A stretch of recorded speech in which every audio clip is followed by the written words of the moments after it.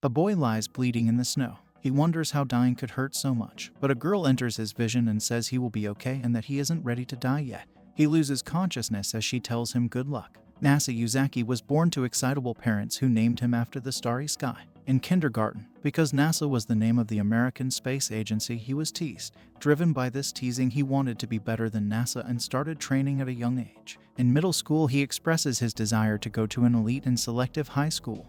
When he speaks to his teacher, she tells him to find some backup schools, but he only wants the best, and is certain he will make it. She tells him not to let his guard down and keep his grades up. That night he let his guard down and sees a cute girl drinking coffee in the snow. Since he is full of confidence, he calls out to her and crosses the street. But he doesn't look both ways, and a truck hits him. The girl looks over him and he is badly hurt, but is surprised to see her bleeding as well. The truck driver arrives and the girl asks him to take NASA to the hospital. The driver is shocked to see the girl unhurt, as she apparently stepped in front of NASA and stopped most of the truck herself.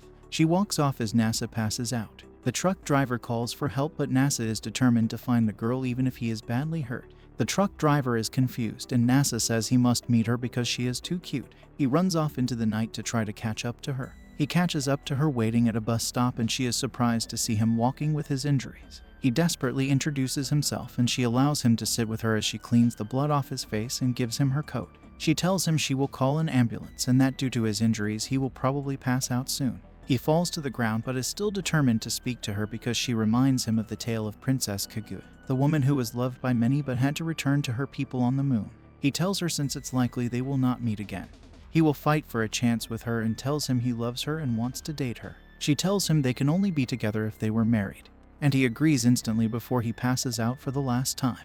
He wakes up in a hospital and is confined to a wheelchair for some time as he slowly rebuilds his strength. However, not knowing the girl's name and never seeing her after demoralizes him, and though he still achieves top scores, he decides not to go to any of the top schools. He takes service jobs in the hopes of meeting her again, but time soon passes and he does not. However, on the day that he turned 18 years old, the girl appeared on his doorstep. She introduces herself as Tsukasa, and though they are practically strangers, he is awed by her cuteness. She arrives with a marriage registration, fulfilling their agreement from that night. He is surprised that she was serious about marriage and signs it, even if he thinks that maybe this might be a scam. They formally introduce themselves after they have married, and Tsukasa feels that she is a good judge of character. As they travel to the marriage office, he notices that she never made fun of his name, and she tells him that NASA had many thousands of scientists and engineers who worked together to fulfill a dream of humanity to travel to the moon, so she does not find his name funny and thinks he has a fantastic name.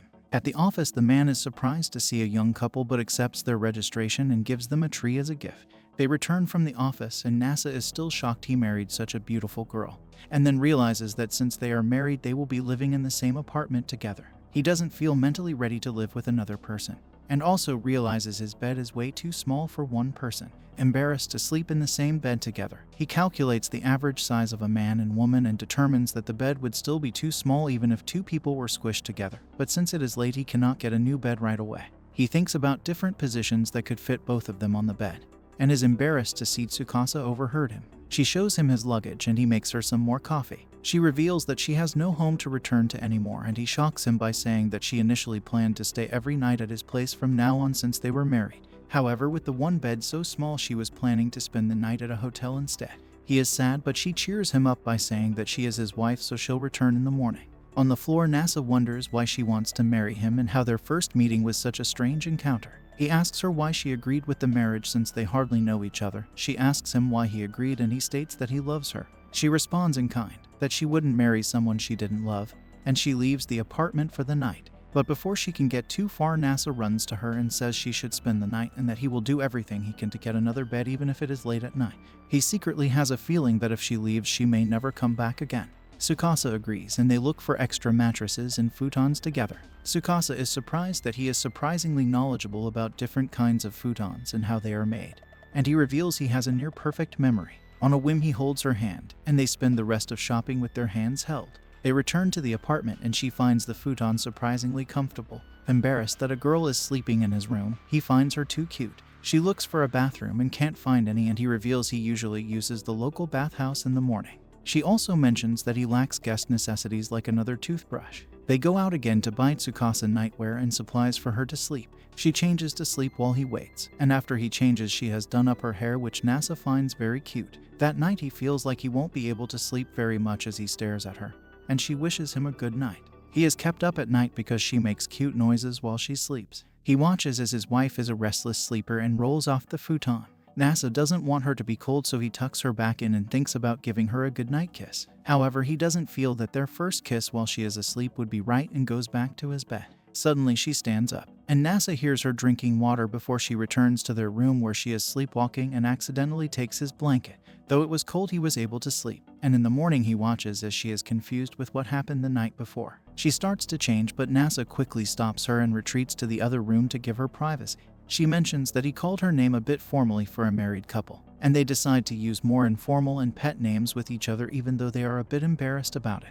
She decides to make breakfast, and he finds her too cute in an apron. She finds his refrigerator organized and full of food, and is surprised to see that he cooks. In fact, Nasa has done a lot of research in nutrition and has been eating hot pot every day because it is both nutritious and efficient. She teases him that cooking isn't science, and she makes a delicious meal, far better than his basic hot pot every day. She is actually a great cook and make almost anything given the right ingredients. She asks about the bathhouse and they prepare to go, while he secretly wishes to see her taking a bath, since he only has basic bathing supplies. They go to the store to get moisturizer and toner. He is shocked to see so many different bathing supplies, since he just uses soap and shampoo. They go to the bathhouse and are greeted by Kaname, who works there. She is shocked to see him with a girl because she thought he was not interested in girls and just studied all day.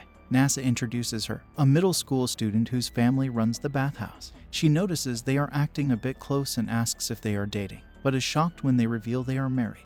As a wedding present, she lets them bathe for free today. However, after Tsukasa has entered, she stops Nasa and demands an explanation as a price for the bath. She is amazed that he is married, as she thought he would be single until he was 30, where he would develop wizard powers. She punches him because his wife looks as young as her, and their ruckus attracts the attention of onlookers. She asks if he has told Aya about his marriage, and he responds he has not, while she calls him an idiot. She asks if they have had a ceremony for their marriage, and she criticizes him for being overly efficient and not thinking about important traditions. He finds her surprisingly mature for a middle schooler, and he is inspired to do his best for his wife while he proclaims his love for her. She overhears him and is a bit embarrassed he is shouting his love in the street. Nasa takes a bath and thinks about his wife, but Kaname suddenly enters the bath and teases him for being small. Tsukasa also takes a bath and meets Aya, the elder daughter of the family who runs the bath, who has accidentally fallen asleep in the bathhouse. She apologizes repeatedly for intruding upon Tsukasa and asks if Tsukasa would let her wash her back in apology. Tsukasa initially turns her down, but Aya insists because her family has had traditions of back washing for many generations and are extremely good at it.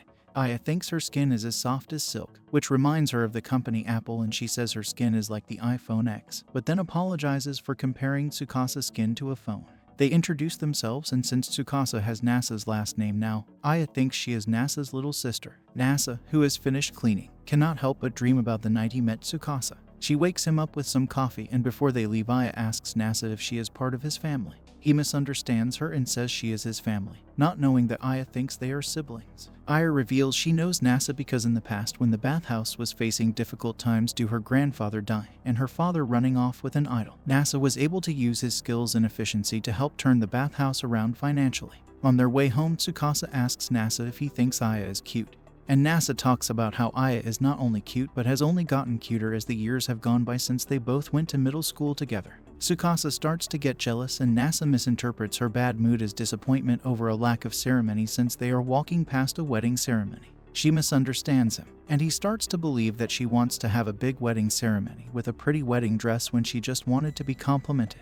He runs home while she is confused and is determined to make the impossible possible to make her happy. And this is all for this video. Make sure to subscribe if you enjoyed it, and I will see you in the next one.